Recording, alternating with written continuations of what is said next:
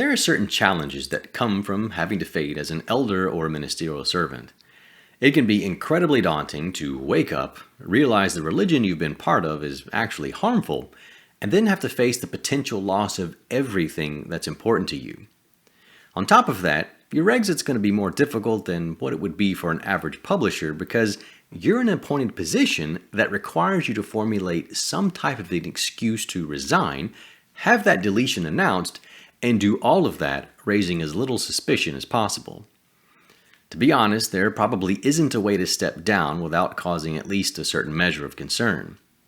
Your best bet is to probably play the modesty card. When talking to the elders to initiate this, you could say something along these lines. I really feel like I need to spend more time on myself spiritually, and your family if you have one, and put that as my first priority. I feel like as an appointed brother, I've just had so much on my plate that I need to take a step back to refresh myself and recharge.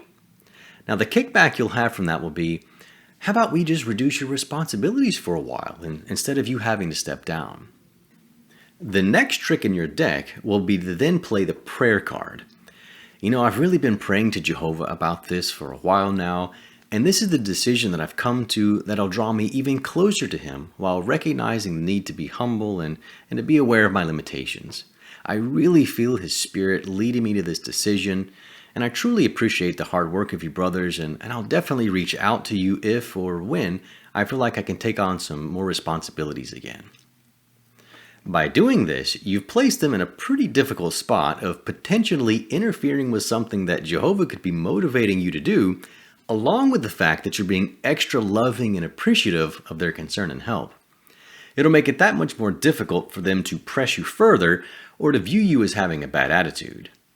There are many of us ex-elders who have been through this, and this has by far been the most successful path for most of us to take if you're trying to fade. Now, I took the more direct route, telling them face-to-face right from the beginning that I had major doubts, and then I resigned. But I was completely prepared for the consequences of that, and I didn't care if they tried to disfellowship or disassociate me. After my initial discussion with the elders, I essentially focused on fading over the course of the next year until I was eventually cornered by them asking me to disassociate.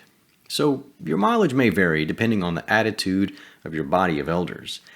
It won't always work, but it does increase your odds of being able to slip away quietly. Feel free to reach out to myself or others in the community for any other tips or advice. Hope this helps.